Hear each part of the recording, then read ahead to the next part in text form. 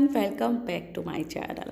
और आज मैं आपके साथ शेयर करने वाली हूँ कि क्वेश्चन पेपर कैसे आता है, कैसे उसको आपको आंसर लिखना चाहिए, यानी कि सॉल्व्ड पेपर जो कि लास्ट ईयर का है, इनऑर्गेनिक केमिस्ट्री का है, फर्स्ट सेमेस्टर का। और अगर आपने ये कंप्लीट क्लास देख ली तो पेपर में क्या लिखना है, कैसे पेपर आता है, किस टाइप से आपको कितना आंसर लिखना है, ये सभी डिटेल आज मैं आपको लाइव दिखाऊंगी प्लस समझाऊंगी। तो कंप्लीट इस वीडियो को ज़रूर देखना। सबसे पहले आपका पेपर स्टार्ट होता है सेक्शन ए से, जो कि वेरी शॉर्ट टाइप के क्वेश्चंस होते हैं। ठीक है, इसमें आपको 5 क्वेश्चन होते हैं और 5 ही करने होते हैं। सबसे फर्स्ट टॉपिक है right a short note on D pipe P pipe bonding. ये जो भी क्वेश्चन यहाँ पे मेंशन है, इन सभी की लिंक वीडियो के डिस्क्रिप्शन में मैं मेंशन कर दूंगी कि अभी आपके एग्जाम आने वाले हैं तो इतना टाइम नहीं है कि आप कहाँ पे इंपॉर्टेंट क्वेश्चन को सर्च आउट करोगे। ठीक है, तो सभी की लिंक विद डिस्क्रिप्शन में मेंशन हो जाएगी। और इसके लिए ये जो नोट्स हैं यहाँ से आपको नहीं करने, ये पहले ही बता देती हूँ क्योंकि लैंग्वेज बहुत ज़्यादा टफ है।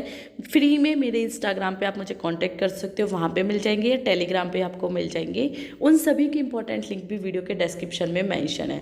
अब देखो डी पाई पी पाई बॉन्डिंग मैंने आपको समझाया हुआ है, बट यहाँ से लैंग्वेज पढ़ के आप खुद देख लो कि आपको इसमें से कितना समझ आ रहा है। एक बार मुझे बता दो कि आपको ये अच्छा लग रहा है या मेरी क्लास देखना वो अच्छा लगा था। तो इनकी लैंग्वेज अच्छी नहीं होती है, वो स्टूडेंट को आज समझ आ जाएंगे, कल वो भूल जाएगा। इसलिए वो चीज़ करो जो आपको एग्जैक्टली समझ आए। एंड सॉरी क्योंकि मेरा गला सही नहीं है, बट आपके एग्ज़ाम आने वाले तो मैं एक एक दिन भी मिस नहीं कर सकती हूँ। इसलिए आपके लिए रेगुलर मैं क्लास अपलोड कर रही हूँ 4 PM पे। इंस्टाग्राम टेलीग्राम पे फॉलो करो, क्योंकि जिससे आपको अपडेट मिलती रहेगी कि आज क्लास लाइव हो गई है और आपको वो क्लास देखनी है। आपका कोई भी डाउट रहे इस वीडियो को कंप्लीट देखने के बाद को आंसर करना, कमेंट ज़रूर करना, मैं आपको आंसर दूंगी। ठीक है, इसमें लॉन्ग शॉर्ट वेरी शॉर्ट सभी टाइप के क्वेश्चन पेपर है जो कि लास्ट ईयर में आया था, उसमें से मैंने सभी क्वेश्चन लिए हैं। एक एक क्वेश्चन को समझाऊंगी, इसमें क्या क्यों लिखा हुआ है वो भी समझाऊंगी। अब आ जाते हैं सेकेंड क्वेश्चन पे, जो कि है एनेशन रिएक्शंस विद एग्जाम्पल। अब देखो, मैंने आपको एनेशन रिएक्शन कराया है, अपने आप में काफ़ी लॉन्ग टाइप का क्वेश्चन है, बट इससे वेरी शॉर्ट टाइप का आ गया। मैंने आपको टॉप 15 टॉपिक भी कराए इनऑर्गेनिक केमिस्ट्री के कि इस ईयर जिनमें से आंसर जो क्वेश्चन है वो आएंगे।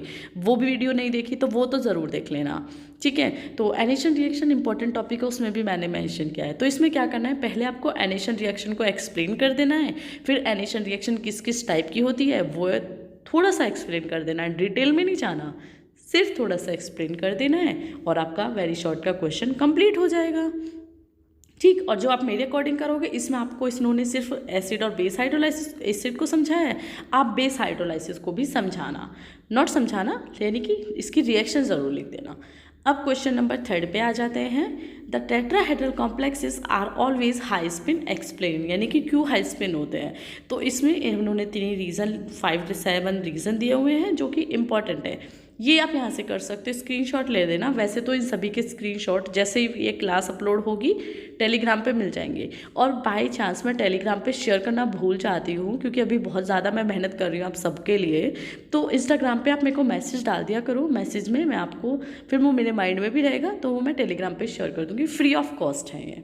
ठीक है, अब आ जाता है क्वेश्चन नंबर 4, जिसके चांसेस इस ईयर भी आने के हैं, और ये है आपका Irving Williamson order of stability. ये क्वेश्चन नया क्वेश्चन है, और जो नए क्वेश्चन जुड़े हुए होते हैं ना वो रिपीट होते हैं। तो ये लास्ट ईयर आया है, तो इस क्वेश्चन के चांसेस हैं कि ये इस ईयर भी आएगा, तो इसलिए आपको इसे कम्प्लीटली कर लेना है। अब देखो, आप सोचोगे कि मैम ये क्वेश्चन तो बहुत ज़्यादा बड़ा लिखा हुआ है। ये बड़ा नहीं है, थ्योरीज में छोटी ही है, सिर्फ डायग्राम है तो उससे आपको बड़ा लग रहा है। अब छोटा क्वेश्चन बड़ा क्वेश्चन आप कैसे लिखोगे, एक नया डाउट आ गया। इसमें आपको क्या करना है कि आपको ये फोकस करना है कि ये क्वेश्चन इतने में एक्सप्लेन हो रहा है नहीं हो रहा, टीचर को जो एग्जामिनर है उससे समझ आएगा या नहीं आएगा, तो ये आप पे डिपेंड करता है। इसलिए ये फोकस करके करो कि आपने जो मटेरियल लिखा है उसमें इंपॉर्टेंट चीज़ें समझ तो आ रही हैं, और अगर आपको सेटिस्फेक्शन मिल रहा है कि क्वेश्चन में जो पूछा गया है वो आपने एक्सप्लेन कर दिया, तो बस उतना काफ़ी है। अब वेरी शॉर्ट में अब मैं आपको पेजेस के अकॉर्डिंग बताऊं, क्योंकि आपके सभी डाउट मुझे इस वीडियो में लेने हैं। इस एक क्लास में 15 मिनट की, 14 मिनट की, जितने भी मिनट की क्लास होगी, इसमें आपके सभी डाउट होंगे। और जिस स्टूडेंट ने कंप्लीट क्लास देख ली, एग्जाम से रिलेटेड उसका कोई डाउट नहीं रहेगा, और आपको अच्छे मार्क्स कैसे लाने ये भी आपके लिए यूजफुल रहेगा। ठीक है, अब आ जाता है question number 5, arrange D3 D4 D5 D6 complexes in the decreasing order. तो इसमें ये क्वेश्चन आपको मेंशन कर देना है, उसे स्ट्रॉन्ग फील्ड में और वीक फील्ड में भी एक्सप्लेन कर देना है। ये आपका CFSC पे थ्योरी पे बेस्ड है, तो ये आपको, अगर आपको CFSC थ्योरी आती है तो वो आप उसके अकॉर्डिंग ही करना है, ठीक है। अब वेरी शॉर्ट के अकॉर्डिंग तो आपको कोई डाउट नहीं रहा। 5th क्वेश्चन थे, 5th क्वेश्चन मैंने आपको करा दिए, यहाँ से कोई डाउट नहीं। अब आ जाता है सेक्शन बी। फिर भी कोई डाउट है तो कमेंट कर देना। अगर कोई ऐसा क्वेश्चन है जो मैं नहीं ले पाई हूँ तो कमेंट मुझे ज़रूर कर देना, ठीक है। अब यहाँ पे जो फर्स्ट क्वेश्चन आ जाता है, what is meant by stability complex and overall formation derived a relationship between two. अब देखो, stability complex and overall formation, मैंने आपको, अगर आपने मेरी इंपॉर्टेंट क्लास देखी है अभी जो मैंने शेयर की थी लास्ट 5 to 8 डेज में, इनऑर्गेनिक केमिस्ट्री के 15 क्वेश्चन जिनके चांसेस एग्जाम में आने के हैं, और उसमें इस क्वेश्चन को बताया था कि ये शॉर्ट में भी आता है और वेरी शॉर्ट में भी आता है। और अब आप इस क्वेश्चन को देखोगे तो ये शॉर्ट में भी इस पेपर में और लॉन्ग में भी है। सॉरी, वेरी शॉर्ट में नहीं आता, शॉर्ट और लॉन्ग में आता है। तो अब यहाँ पे अब आप सोचोगे कि कैसे लिखना है। शॉर्ट में क्या करो, मेन चीज़ लिखो, क्योंकि आपको ज़्यादा नहीं लिखना, आपको सिर्फ 2 पेज का क्वेश्चन करना है, उससे ज़्यादा नहीं करना, ठीक है। इतना लिख के हो गया शॉर्ट के अकॉर्डिंग। क्वेश्चन तो एक ही रहेगा, लॉन्ग में कितना लिखना है, शॉर्ट में कितना लिखना है, वो आपके माइंड पे डिपेंड करता है। तो शॉर्ट में आपको मेन चीज़ लिख देनी है। अब आ जाता है नेक्स्ट क्वेश्चन, राइट और note on a trans effect. अब ट्रांस इफेक्ट आपका इतना बेस्ट क्वेश्चन है और इतना ईजी है, एक बार समझ आ गया ना, लाइफ टाइम नहीं बोलोगे वेस्पर थ्योरी को, ट्रांस इफेक्ट को। मेरी क्लास मेरे नोट्स से करोगे, और ये 6 पेजेस का क्वेश्चन मैंने आपको समझाया हुआ है, और इतने अच्छे से समझाया है कि आपके फिंगर टिप्स पे हो जाएगा। 1 से 2 बार क्लास देख ली, और यहाँ पे देख लो ट्रांस इफेक्ट में क्या ही लिखा हुआ है, कुछ भी समझ नहीं आया इसे तो बिल्कुल भी मत देखना, ठीक है। सिर्फ क्वेश्चन देखो, थ्योरी पे मत जाओ, क्योंकि बिल्कुल बकवास थ्योरी लिखी हुई है यहाँ पे, जिसका कोई लेना देना नहीं है। ट्रांस इफेक्ट की क्लास भी नहीं देखी, सभी लिंक एक टॉपिक की जो क्लास है वो मैं वीडियो के डिस्क्रिप्शन में मेंशन करूँगी, तो आप प्लीज़ एक बार वो देख लेना। इन क्लासेस को बनाने में बहुत मेहनत लगती है, बोलना पड़ता है, क्लासेस को अरेंज करना पड़ता है, सोल्ड पेपर अरेंज करने पड़ते हैं 2 से 3 यूनिवर्सिटीज़ के। इन्हीं को देख के मैं आपके लिए जो टॉप 15 टॉप 10 क्वेश्चन होते हैं इस ईयर एग्जाम में आने वाले, वो बनाती हूँ। तो प्लीज़ लाइक शेयर सब्सक्राइब ज़रूर कर दीजिए इस चैनल को। अब नेक्स्ट क्वेश्चन है, Bent rule and explain the energetics of hybridisation in short, ठीक है। अब देखो यहाँ पे बेंट रूल तो मैंने आपको कराया हुआ है, बट जो यहाँ पे मेन पॉइंट आ जाता है वो आ जाता है एनर्जेटिक्स ऑफ हाइब्रिडाइजेशन। अब जिन स्टूडेंट ने इस क्लास को पूरा नहीं देखा उन्हें पता ही नहीं चलेगा, ये इंपॉर्टेंट नोटिस है, ये मोस्ट इंपॉर्टेंट क्वेश्चन है जो कि नया आया हुआ है, हाइब्रिडाइजेशन ऑफ एनर्जेटिक्स, ठीक है। तो स्क्रीनशॉट ले लेना इसका, और स्क्रीनशॉट ना लो तो कोई प्रॉब्लम नहीं है, टेलीग्राम पे डेफिनेटली आपको मिल जाएंगे। अब आ जाता है हमारा सेक्शन सी और सबसे इम्पॉर्टेंट पोर्शन जो कि है हमारा लॉन्ग टाइप का। इसमें भी देखो कितने ट्रिक से इस पेपर में क्वेश्चन पूछे हुए हैं ना, ऐसे ही पूछे जाते हैं, डायरेक्टली एक क्वेश्चन नहीं पूछा जाता। अब देखो एग्जामिनर सोचता तो डायरेक्टली वेस्पर थ्योरी यहाँ पे पूछ लेता, चीलेट्स की ज़रूरत ही नहीं थी, बट उन्हें आपसे मटेरियल लेना है ना, ज़्यादा से ज़्यादा मटेरियल लेना है, इसीलिए मैंने इनऑर्गेनिक के टॉप 15 टॉपिक कराए आपको, कि जो आपको इस एग्ज़ाम के लिए तैयारी करनी है। अब तक वो क्लास भी नहीं देखी तो ज़रूर देखो, 2022 के एग्ज़ाम के लिए वो इम्पोर्टेंट है। तो पहले हम यहाँ पे चीलेट्स एक्सप्लेन करेंगे। चीलेट तो इतना इंपॉर्टेंट टॉपिक और लॉन्ग में है ही नहीं, बट फिर भी पूछ लिया।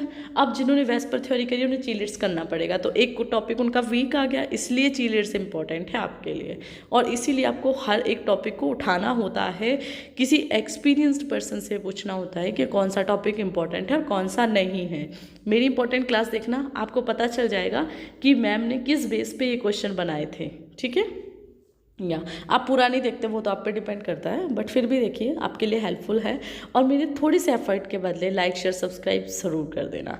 अब वेस्पर थ्योरी है, वेस्पर थ्योरी के बारे में तो मैं कुछ भी नहीं बोलूँगी, मेरी टॉप ट्रेंडिंग वीडियो अगर कोई है टॉपिक की तो वो वेस्पर थ्योरी है। 2 क्लासेस है इस पर, बहुत अच्छे से समझाया है, 6 to 7 पेजेस का मटेरियल है, और फिर भी इतना बड़ा मटेरियल होने के बाद भी आपको वो फिंगर टिप्स पे मैंने याद कराया है। मुझे पता है आपने 1 से 2 बार वो क्लास देखी है, तो आपको डेफिनेटली वो आएगा और बहुत अच्छे से आएगा।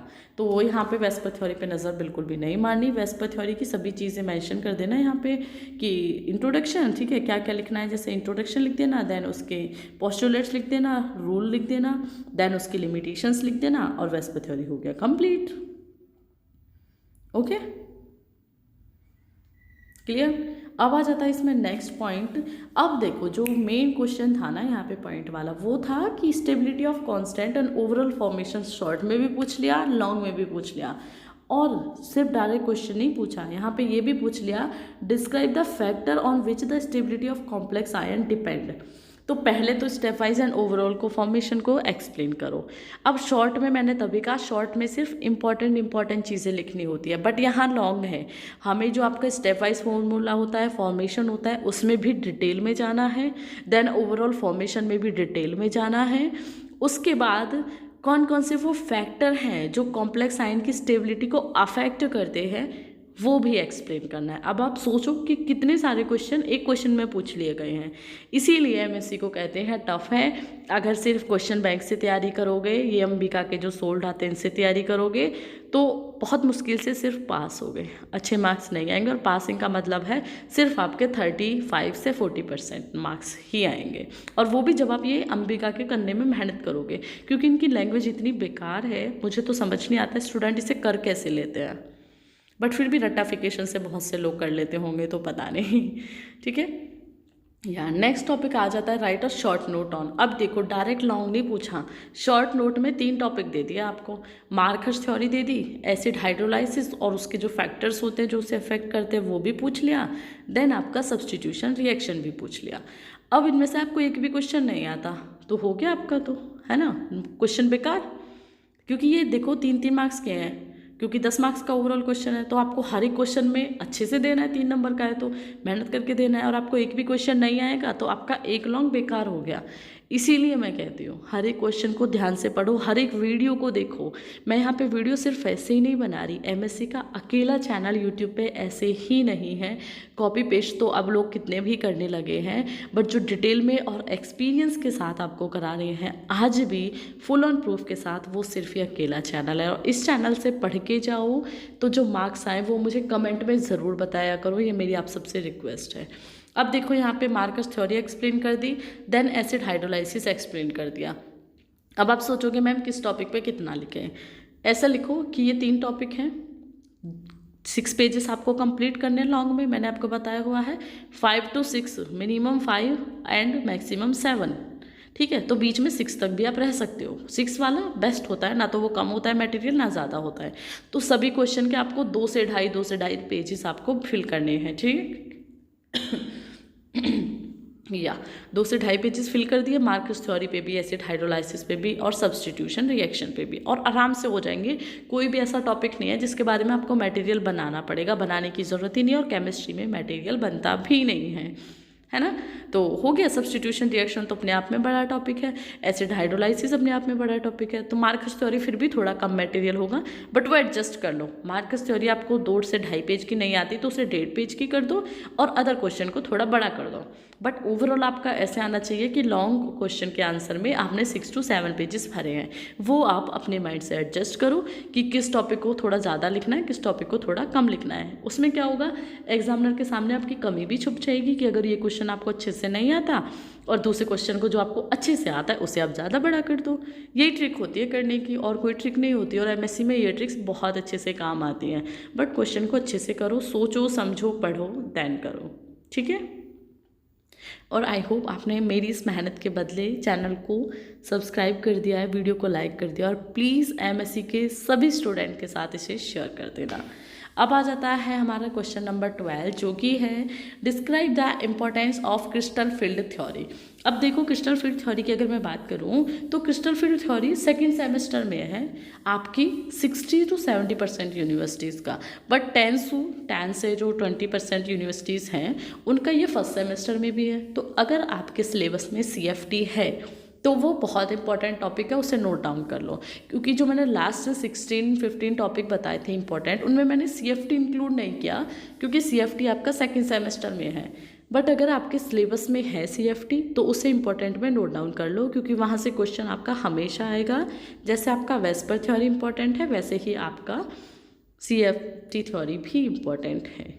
ठीक है, यहाँ पे CFT को एक्सप्लेन करने के बाद हम यहाँ पे एप्लीकेशन ऑफ CFT मेंशन कर देंगे। और आई होप आपको ये समझ आया है। मेरा पढ़ाने का मतलब, समझाने का मतलब, जो मैं इतनी मेहनत करती हूँ समझाने में, उसका मतलब यही है कि आपको वो चीज़ समझ में आनी चाहिए। ठीक है, तो एप्लीकेशन हो गई। अब क्वेश्चन नंबर 13 आ जाता है, what is the charge transfer spectra and why is charge transfer spectra of better value than DD transition of estimation. पहले तो इसमें चार्ज ट्रांसफर स्पेक्ट्रा को एक्सप्लेन करो, देन एक्सप्लेन करो कि जो ट्रांसफर स्पेक्ट्रा होता है उसकी वैल्यू बेटर क्यों होती है DD ट्रांजिशन से। अब यहाँ से आपको ये समझ नहीं आया और ये मेरे क्लास में भी नहीं आया, ठीक है, मतलब अब तो मिल जाएगा, बस इसमें मेरे हैंडमेड नोट्स नहीं है, तो वो आप यहाँ से स्क्रीनशॉट ले लेना। टेलीग्राम, इंस्टाग्राम दोनों पे फॉलो करो। आपको जो भी डिटेल होगी, आपकी जो भी प्रॉब्लम होगी वो डायरेक्टली सॉल्व हो जाएगी और आपको फ्री में नोट्स भी मिल जाएंगे। और अगर आपको बुक बाय करनी है, बहुत अच्छे से मार्क्स आपको गेन करने, तो आप बुक बाय करो। उस बुक की लिंक भी वीडियो के डिस्क्रिप्शन में है, सभी आपको मिल जाएंगी। ठीक है, अब यहाँ पे ये एक्सप्लेन कर सकते हो effect of solvent polarity of charge transfer spectra. So I hope आपको समझ आया है। क्लास यहाँ पे एंड होती है। Don't forget to like, share, subscribe and thank you so much इस क्लास को कंप्लीट देखने के लिए।